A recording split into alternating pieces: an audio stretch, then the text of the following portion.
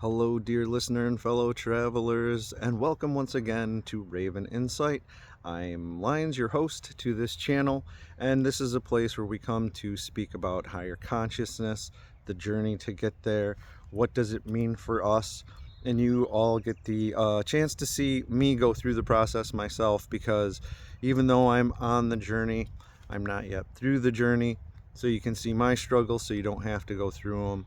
We can talk about everything that we're feeling and create a community, hopefully to improve ourselves and make the world a better place. So I'm here once again. I'm outside. This time I've tied my hair back up because after the last video it was a little too crazy. And the last few topics were a little off the main topic. I talked a little bit about performative pain and how we, express negativity when we feel it inside towards others. And I also talked about dealing with internet comments. And again, when negativity hits us from outside, how do we deal with that? And when we're communicating out in the world, how do we, keep control of our own negativity and, come from a place of love rather than a place of ego when we're engaging with others on the internet, which are great topics. But today I want to get back to the core mission of that spiritual journey. And remember, in the spiritual journey, we're trying to figure out one core question. Who am I, right? Until you figure out who you are, you can't figure out your purpose. It's going to help you understand your value, and it's going to help you understand your path going forward. It's going to help you be a complete person. It's going to help you trust in your intuition. It's going to help you stop making the same mistakes in life because you've learned those lessons. So that's why we have to do this. I mean, becoming whole in oneself is only part of the journey, but it's an essential first step that we have to get to. And even that is a battle to get there. And it can be heavy and it can be daunting. So what I wanted to do in this video is do something a little fun, right? Because it doesn't all have to be like deep meditative work in the dark with candles, right? There's fun ways to get there. And this is a game that happened to me. So what I'm talking about today is what I call the game of life. All right. And it's a game I'm going to play with you right now. And I hope you participate at home when you're listening to me, because this will probably blow your mind if it works. I learned this game many years ago. I was living in Jamaica at the time. I was studying abroad as an exchange student. And one of the guys there, Brendan, who was in my band, he was the bass player in the band, he knew this trick. And it was just a party trick. And you guys can all learn this because it's an awesome party trick. This is like my go-to party trick. So not only is this great for you to like find yourself and in a fun way, but it's something that you can do at parties to blow the minds of your friends and impress people, right? Because the ego likes a little cracker every once in a while. All right, so here's how it's going to work. So first of all, I don't want to explain too much of how it works, okay? Because the more of a clear mind you go into this, right, the more open you are and the more honest you are.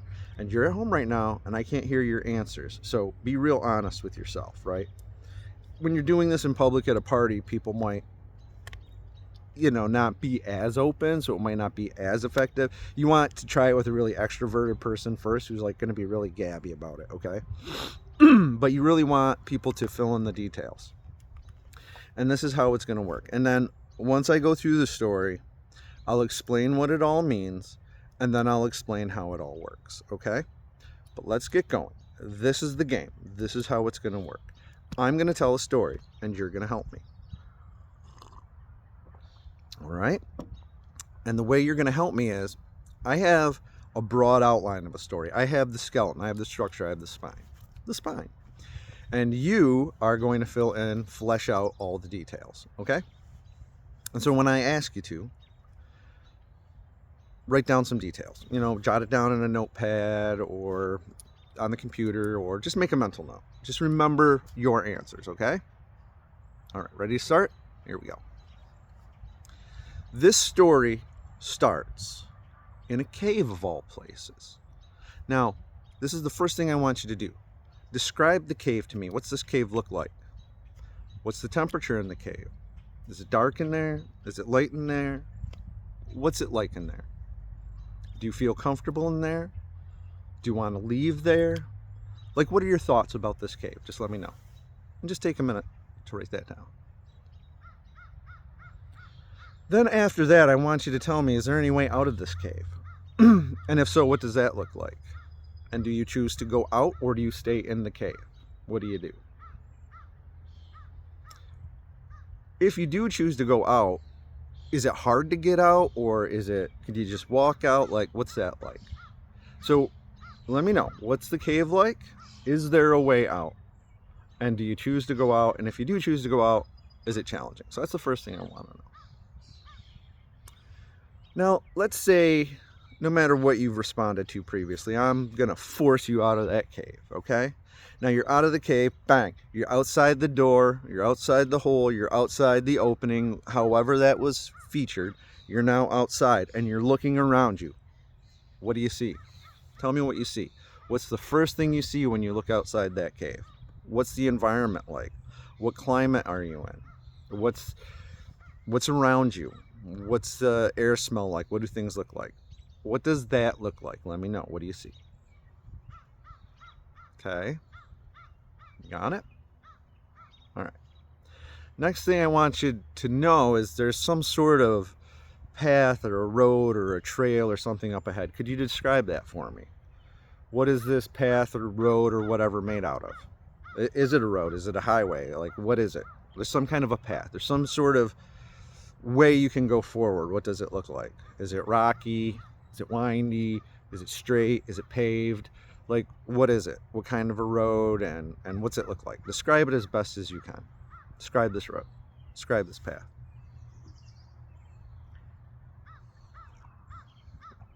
All right, so you're now walking down this road, this path.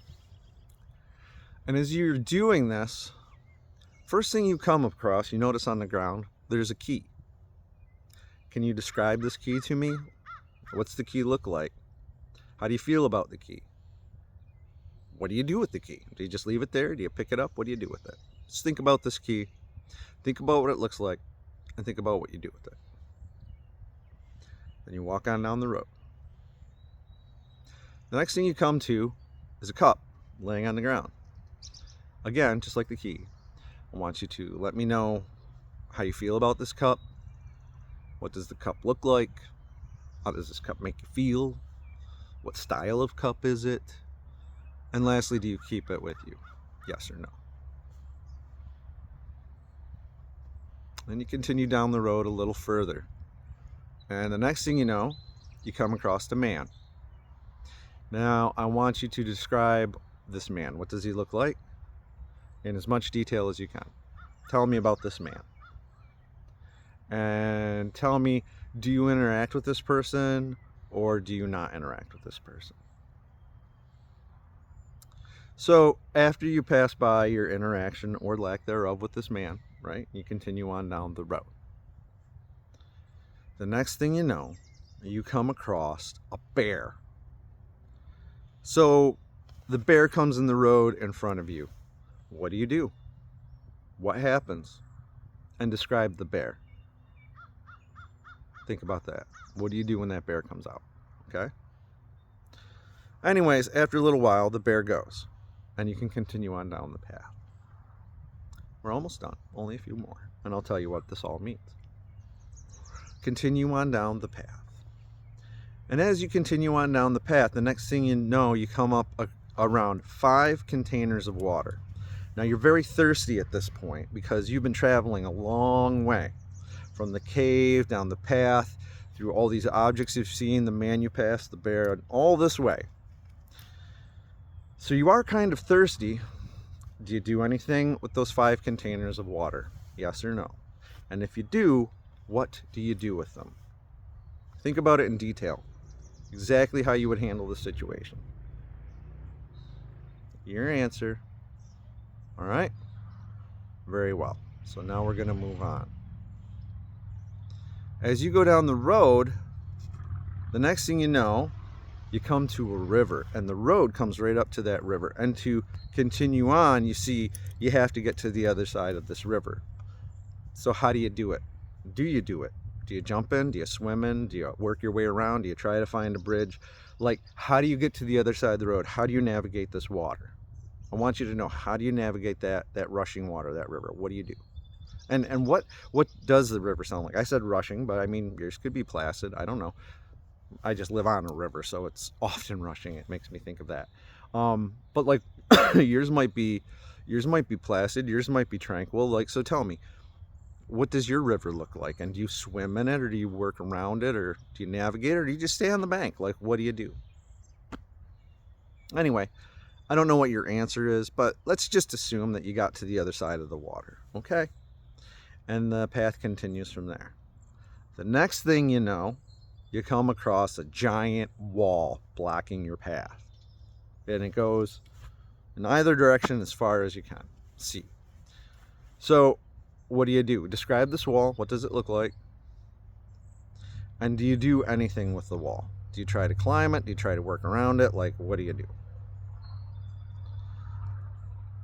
Eventually, at some point, you're able to see on the other side of the wall. So the last thing I want you to tell me, when you look on the other side of the wall, when you navigate to the other side of the wall, what's there? What's it look like? All right? So you've thought of all the things, right? The cave, what you see when you get out of the cave, the path, the road, the cup, the key, the water, the man, the bear, the river, the wall, and what's beyond it, okay? And if you've taken some moment in sincerity and sat in quiet with yourself and genuinely answered these questions, I can now tell you the story of your life. Because what this is this leans, and the way this works. So now I'm going to tell you the answers and why this works and how I would present it to somebody. This really, I realized when my friend Brenda did this to me, it's relying heavily on Carl Jung's archetypes. And I told you I'm a Carl Jung fanboy, especially in the area of the collective unconscious. And the idea there is either there's a spiritual underlining bond, a uniformity of the oneness of the universe, or maybe it's just because we're all so genetically similar. But for whatever reason, no matter what culture you're in, anywhere in the world, we use the same symbols over and over and over and over and over again. So like different cultures use different symbols, and even in our dreams, our brains try to tell us stuff in symbols. So your rational, logical mind uses words and numbers and stuff to process. But the emotive mind, the deeper subconscious mind, actually is more expressing itself in feelings. So it's more apt to express itself in colors, images, sounds, tastes, flavors, emotions. This real nebulous stuff. And so symbology and symbols and metaphor and analogy, you know, I've talked about it a bit in the context of God. I believe in the concept of the Godhead, and that, you know, there is only really one God. It's just that people, you know, when you pray to Allah, pray to Jesus, pray to Buddha, you're praying to the same God. It just appears to different people in different ways, right? That's the idea of the Godhead. And so, like, there's just a universality of symbology that is very important for the human mind to understand abstract concepts. And they leak out. And the story taps into that. Okay, so what's the deal? The cave is you in the womb. All right. So if you're in the cave, how did you describe it? Was it warm and comfortable? Did you want to go out? A lot of people who don't want to go out or get stuck or don't see an exit or don't want to go through the door had a difficult childbirth. Other ones, extroverted people or people who had a real easy childbirth, you know, that Ma already had 10 kids or whatever, so she was well practiced at the pregnancy thing, they pop right out of that cave and they're ready to go with life. And they see that door and they see that opening and everything. Some people are really warm and comfortable and cozy and they don't want to get out. And like, even after you force them out, they're like, no, I want to stay in the cave, you know? So that does happen, right? But like, once you get out of the cave, I asked, what's the first thing you see? A lot of people say trees. So hopefully my background didn't influence your perspective, but like, if you see trees, that means that you see friends. Like, that means you're someone who's extroverted, or you genuinely believe, even if you're an introvert, that you have a lot of friends in your life. So the more trees you see, the more friends you believe yourself to be. If it's a desert, well, then maybe you see yourself as solitary, isolated, a loner, that kind of thing. If you're talking about being on top of a mountain, maybe you're someone who sees himself as strong and dynamic or intellectually powerful and wise. If you see yourself in a swamp, you might be stuck and mired in a life of difficulty. And if you're someone who's like in a canyon or someone, or an archaeology sort of place, anywhere going deep, like in a pit of some kind, you're actually someone who likes to delve deep into matters, right? So you're a very depth sort of person. And so if someone has like a really bizarre, like left wing one that you can't really figure out what that would mean, you know, you can always use a dream dictionary, and there's a few good ones on the internet you can look up where they'll have like a lot of these symbols listed. It's the same thing if you have a weird dream and there's a symbol that comes over and over again. You can look it up in the dream dictionary because they're pretty universal. If you dream about a school, your brain's saying, I want you to learn something. You know what I mean? There's just certain things that your brain tells you in very simple flashcard hieroglyphic style, right? So here, if you see trees, you got friends. If you see a mountain, you're strong. If you see a swamp, you're mired in your life. If you see a canyon or something, you're someone who likes to delve into matters. Next, I asked you about the road. The road is how you see the course of your life. If it's straight line and it's paved, you see things easy and you have no problem. If you see it windy and it's a path and it's rocky and it's dirty, well, then you see that your life is full of stress and complication and you don't know what's around the next corner. So how you see the path is generally how you see your life. When you came across the cup, that's your relationship with your mother. The cup, I mean, look at tarot, right? It's all over that. The cup of this, the cup of that. The cup is like the receiver, right? Yeah, the feminine energies, the anima, the things go in. It's a receiving thing. It's a holding thing. So cups very much represent womanliness, okay, and femininity. So that represents your mother. So was she like a teacup and delicate, and did you take her with you? Or was it like a big old slamming mug of power beer? Like, I mean, what's your mom, and what's your mom to you? Depending on how you saw that cup will inform you as to how you see your relationship with your mother. And if you keep it versus leaving it, you know, that means you're willing to keep her with you rather than I've had enough in my life. The key represents actually your memories. So with the key, that's your memories. And are memories important to you? Is nostalgia important to you? Do you keep the key with you? Is it silver? Is it gold? Is it crystal? Is it pretty? Or is it rusted and tainted, and is it old? Like some people's memories that aren't good, they see like a rusted bent old key, but they still keep it. Some people see a beautiful golden key and they leave it. So, you know, it's really interesting to see what people's combinations are as far as how they see them and whether they keep them. The next thing I asked about was the man. And in case you haven't figured it out yet, the man represents your relationship with your father. Some people see shadows. This one girl was an orphan, and I did this with her, and it was a shadow, right? Someone who has a good relationship with their dad, they might have a beer and work on a project with the guy before they move on, you know. So depending on your relationship with your father, that's going to determine how you interact with that person or not.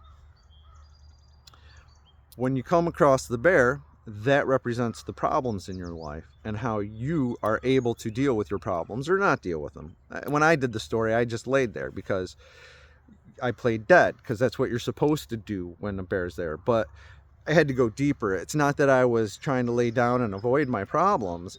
That was the textbook way to deal with that particular problem. So my answer in my mind is I'm just very rational and orderly and procedural and go by the book when I try to solve problems, you know. But for someone else, they might lay down just out of fear, just because they don't know what else to do, or out of panic. That's someone who does that with their problems. Someone who tries to scare the bear away, they're very direct and confrontational in dealing with their problems. So however you deal with the bear, and something, I have one friend who's just like the most mellow dude. He's like, man, just a bear, just walking across the path, doesn't mean nothing to me. And he never worries about nothing, you know. So it's really funny how these answers come out. The 5 containers of water represent other people's property. So it's always interesting to see how people interact with the water. Some people take just the amount that they need to survive. Some people just leave it there thinking that it might be poison and might be a trap. Some people just go all in on it. And that tells you how they relate and see other people's possessions and what they will do with them. The next thing you come across is that river, okay? And the river, classic, this is water in general, classic archetype for sexuality.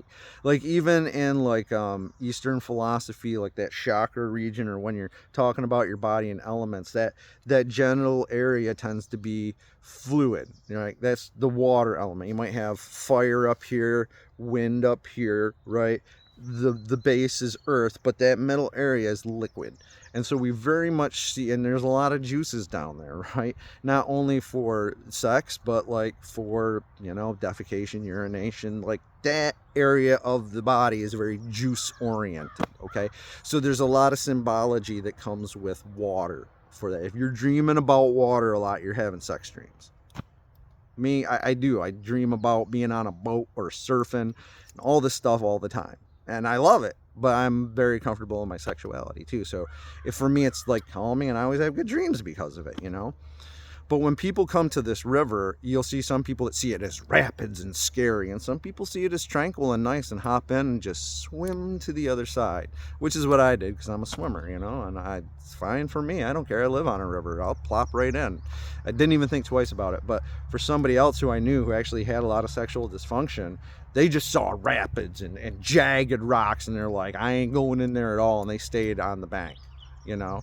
Some people work around it. They try to find a bridge. They try to find a safe, planned, easy method, try to hire a boat or whatever. They're going to try to avoid it, get through it in an appropriate method. And then there's some people who are just like, I'm plunging in, you know what I mean? So that will tell you how they relate with sex and sexuality. And the last part of it is the wall, and the wall represents death.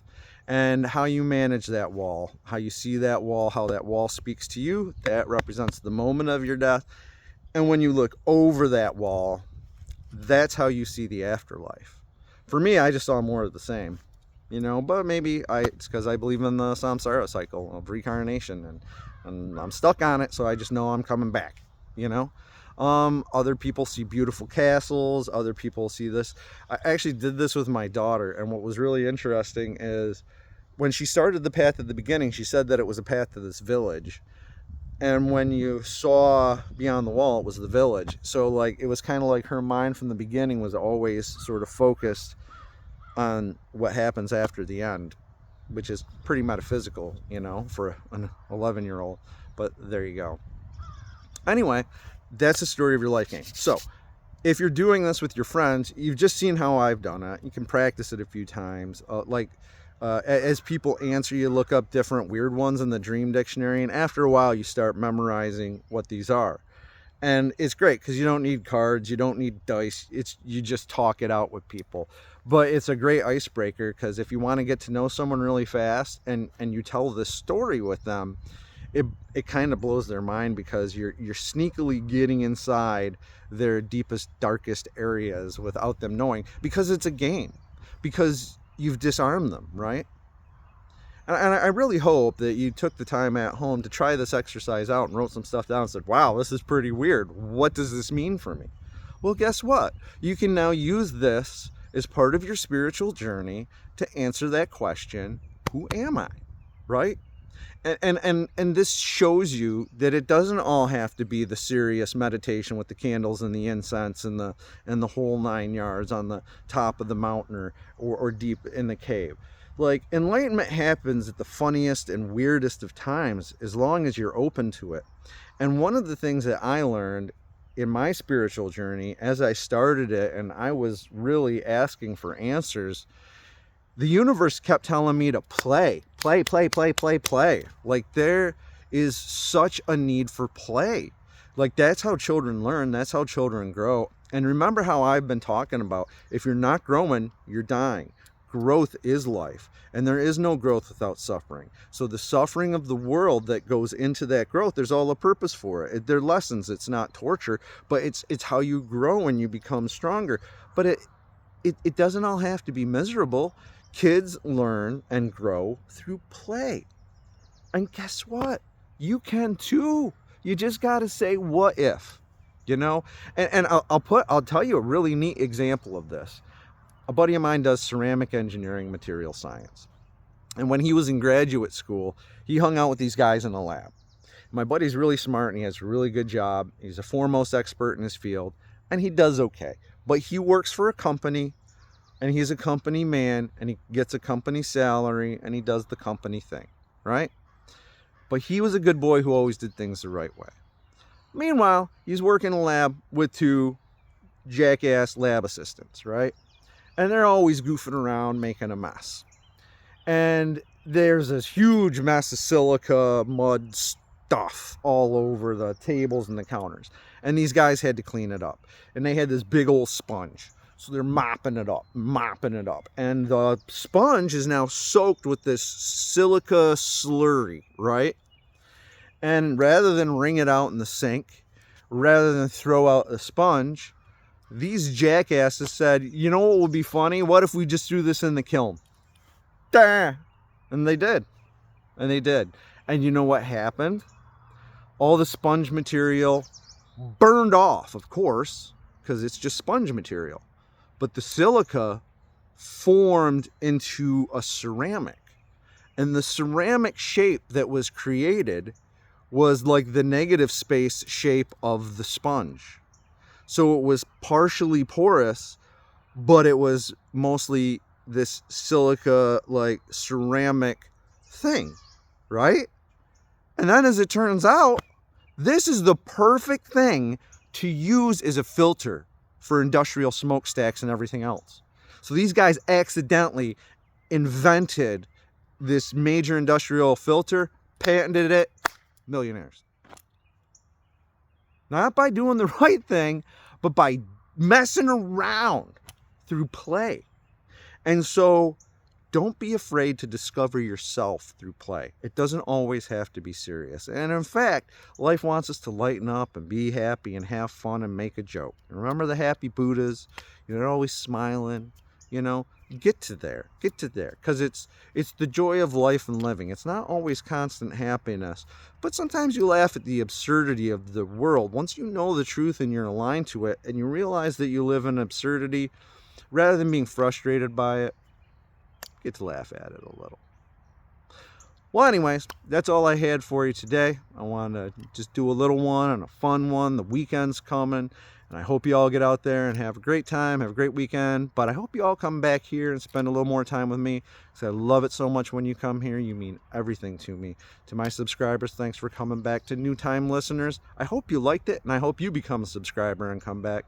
As we always say here in YouTube land, like, comment, subscribe. I mean, y'all can ring the bell, but I ain't the boss of you. So with that, I love you. Have a great weekend, and I'll see you next time here on Raven Insight. I'm Lions. Bye now.